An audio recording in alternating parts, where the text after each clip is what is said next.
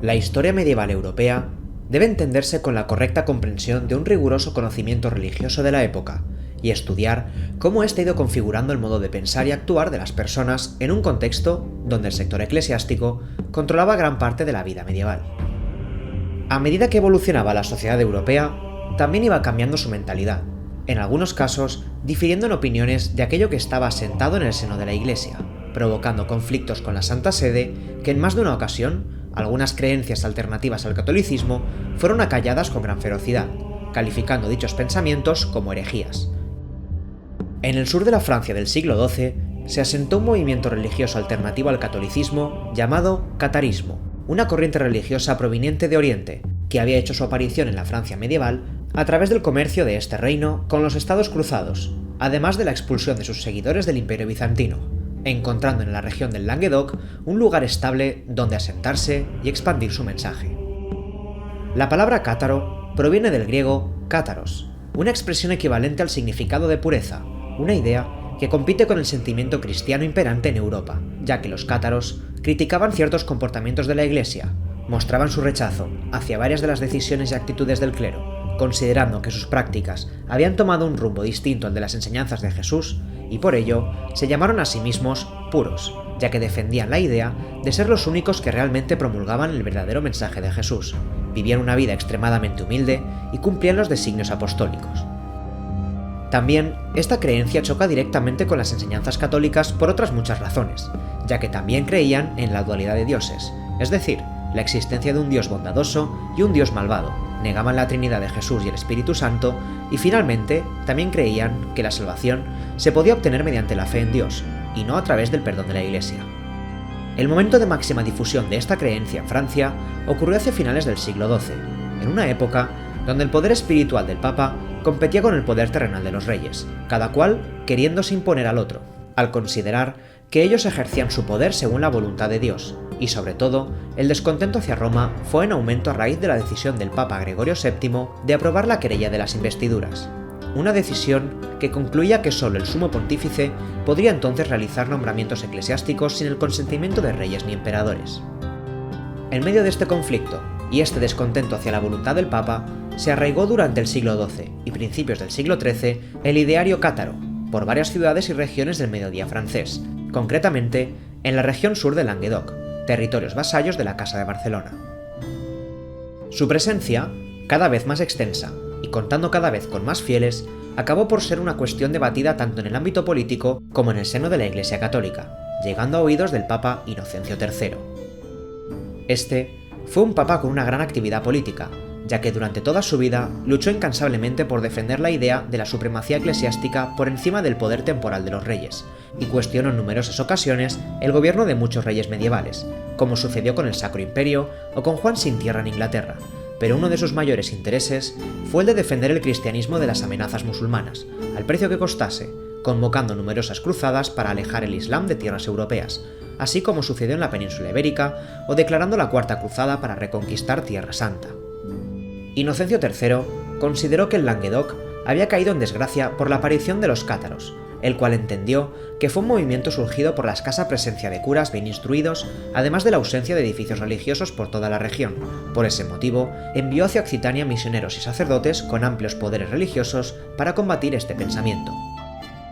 La tensión fue aumentando a medida que fracasaban los intentos de los enviados de Roma a convertir todas esas tierras en nombre del Papa, y en la pasividad de los señores occitanos a colaborar con ellos, y donde el conde de Tolosa y el rey Pedro II de Aragón ya habían manifestado previamente que no se alzarían en armas contra sus vasallos, sino todo lo contrario, si debían luchar, lo harían al lado de su gente. La situación terminó estallando en 1208, con el asesinato del enviado del Papa, Pedro de Castelnau, donde se determinó que el responsable de esta muerte fue el conde Raimundo VI de Tolosa, y este suceso fue la causa por la cual el Papa Inocencio III instó a todos los fieles a luchar por su causa, convocando la llamada Cruzada Albigense, un llamamiento a las armas para erradicar la herejía cátara junto con todos sus señores defensores. Esta cruzada ofrecía derechos de conquista en todas las regiones del Languedoc a aquellos quienes participasen en la lucha, y debido a que el rey Felipe II de Francia se encontraba luchando en el norte contra Inglaterra, el líder militar de la cruzada fue Simón de Montfort, un noble de gran carisma y poseedor de un grandioso ejército, contando además con la colaboración de Arnaud Amaury, quien será el líder espiritual de la cruzada. Este ejército cruzado contó, según los cronistas, con más de 20.000 caballeros franceses y alrededor de 200.000 civiles que lucharían contra las fuerzas cátaras y contra todo aquel señor que los hospedase. Por otro lado, muchos de los señores feudales occitanos estaban unidos por vasallaje con el condado de Tolosa y la corona de Aragón, quienes abarcaban un extenso territorio, siendo poseedores de regiones como Carcassonne, Bessières, Albi, de cual surgirá el apodo de la cruzada, Minerve, Tolosa, Muret, entre otros. La cruzada dio comienzo en julio de 1209, donde el grandioso ejército cruzado atacó la ciudad de Bessières, la cual sufrió un duro ataque, y donde se exterminó a gran parte de su población sin tener en cuenta ni su procedencia ni creencia religiosa, y donde se extrae una cita de Arnaud Amaury que exclama: «Matadlos a todos, Dios reconocerá a los suyos». La matanza en la ciudad de Bessières resultaría en el asesinato de 8.000 personas, causado entre otros motivos con el objetivo de intentar causar el mayor temor posible en los demás señores occitanos, y que estos rindiesen las armas antes de entablar batalla. Dicho acto causó el efecto buscado, ya que después del ataque a Bessières, los señores occitanos no osaron ofrecer resistencia ante el avance cruzado, el cual avanzó sin prácticamente resistencia hasta llegar a la ciudad de Carcassonne en agosto de 1209. En ese momento, Carcassonne estaba gobernado por la familia Trencavel, y aun a pesar de la presencia del gran ejército cruzado, Raymond Roger Trencavel se negó a rendir la ciudad, lo que supuso un asedio de 15 días, y a causa de ello, la ciudad se vio obligada a forzar una rendición, apresando a Trencavel a la edad de 24 años. La caída de Carcassonne en manos cruzadas supuso un duro golpe al bando occitano, el cual fue observando de manera impotente cómo los continuos avances de los ejércitos franceses iban poniendo contra las cuerdas a los señores del Languedoc. Posteriormente, el ejército francés fue avanzando con gran rapidez a través de las ciudades de Minerve, Puybert y los castillos del Lastour, conquistas que acabarán siendo recordadas no solo por la rapidez de sus campañas, sino también por la gran persecución y exterminio de seguidores cátaros, protegidos por los señores occitanos, tal y como sucedió con la quema de herejes en la ciudad de Minerve o en la ejecución de 80 caballeros y 400 cátaros en la villa de Labour. Como resultado de las grandes victorias militares logradas por los ejércitos cruzados, estos se adentraron en las tierras de los señores más poderosos de Occitania, los condes de Tolosa y Foix, los cuales representaban el último obstáculo para conseguir la victoria absoluta. El conde Raimundo VI de Tolosa, observando la inminente derrota, solicitó la ayuda de todos sus aliados en la lucha contra el ejército cruzado, llamada que fue escuchada por el rey Pedro II de Aragón, el cual cruzó los Pirineos dispuesto a prestar ayuda a sus vasallos.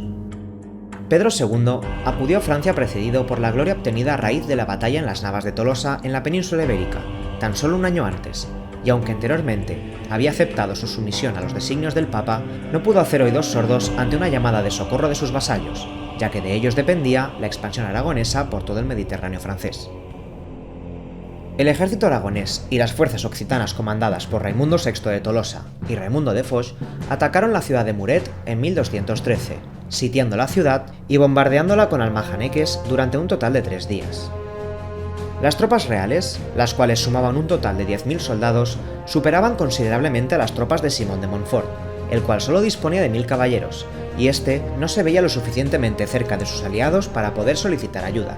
pero la distribución de las calles de la ciudad de Muret era un trazo sumamente estrecho, por lo que si el ejército aragonés se lanzaba al ataque, su superioridad numérica podía verse amenazada dentro de la ciudad.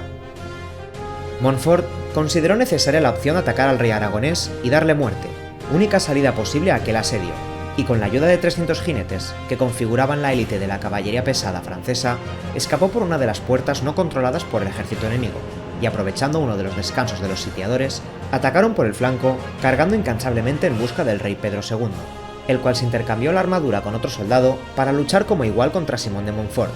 pero los caballeros franceses abatieron al soldado con la armadura real, y Pedro, viendo que el objetivo francés era el de matarle, se descubrió ante ellos exclamando que fueran a por él, por lo que acabó siendo rodeado, muriendo a manos de los caballeros franceses. La muerte del rey sumió en caos a las fuerzas tolosano-aragonesas, provocando una de las mayores y más importantes derrotas de la corona de Aragón, además de un duro golpe a los señores occitanos, que después de Muret vieron como las tropas cruzadas tomaron Foix, Narbona y Comminges, siendo los señores occitanos excomulgados y desposeídos de sus tierras y títulos. La batalla de Muret significó el fin del gran ejército defensor de los señores occitanos y habría podido suponer el fin de la cruzada albigense, pero la repentina muerte del Papa Inocencio III animó a otros muchos grandes señores a luchar en contra del poder de la Iglesia, lo que supuso un gran alzamiento por todo el sur de Francia y el alargamiento del conflicto por varios años más. En 1216, Raimundo VI de Tolosa, el cual pasó tiempo recuperándose de la gran derrota de Muret en el condado de Barcelona, desembarcó en Marsella con un gran ejército, derrotando los contraataques de Simón de Montfort, el cual se dirigió hacia la ciudad de Tolosa. Allí, Montfort puso un asedio a la ciudad con el objetivo de forzar una rendición de Raimundo, pero en el asalto, un grupo de mujeres a los mandos de una catapulta consiguieron de una pedrada acertar en la cabeza de Montfort, provocando su muerte inmediata y la retirada del ejército cruzado. Con la muerte de Simón de Montfort, su hijo Amaury fue el encargado de comandar los ejércitos nobiliarios, pero este no tenía el carisma ni los dotes de liderazgo que tuvo su padre, por lo que delante de la creciente fuerza de los señores occitanos, los cruzados se retiraron progresivamente hacia la ciudad de Carcassonne, volviendo a una situación similar a la de principios del conflicto. Debido al estancamiento de la guerra y a la situación caótica que vivía gran parte del territorio francés, el rey Luis VIII de Francia decide intervenir para dar su apoyo a los ejércitos cruzados y así conseguir unificar nuevamente todo el territorio, sometiendo así definitivamente tanto a los señores occitanos como a los cátaros. La presencia del rey de Francia en el conflicto, con su gran ejército y flota, más la excomunión del heredero de Tolosa, el joven Raimundo VII, bastaron para que en 1229 se firmaran los acuerdos de Meaux entre el Reino de Francia y el Condado de Tolosa, donde se ponían fin a las hostilidades a cambio de la sumisión absoluta de Raimundo al rey y a la Iglesia romana, la entrega de la mitad de sus posesiones y ser azotado públicamente en las escaleras de Notre Dame. Dichas acciones conllevaron a la progresiva desaparición del condado de Tolosa, además de la finalización de la cruzada albigense, la cual persiguió la herejía cátara en toda la región surfrancesa, además de implantar la Inquisición en ese territorio para asegurar la completa unificación religiosa. Con estos hechos, se da por finalizada la cruzada albigense, y la lucha por el pleno control del reino iniciada ya en tiempos del rey Felipe II de Francia, y aunque volverán a surgir de nuevo movimientos de insumisión por parte de Raimundo en 1240, estos no tendrán éxito alguno, viéndose la figura de la monarquía nuevamente reforzada aún más a raíz de este hecho, y aunque la herejía cátara fue aplastada progresivamente por toda Francia, su presencia en este reino le otorga un valor cultural que complementa su patrimonio histórico, y ofrece una visión alternativa del modo de vida cristiano de aquella época, que aunque ha callado, con el tiempo volverá a ser recuperado hasta aferrarse con más fuerza a una población cada vez más insumisa, promoviendo un nuevo estilo de creencias y una nueva manera de entender de cómo cada individuo debe vivir su fe.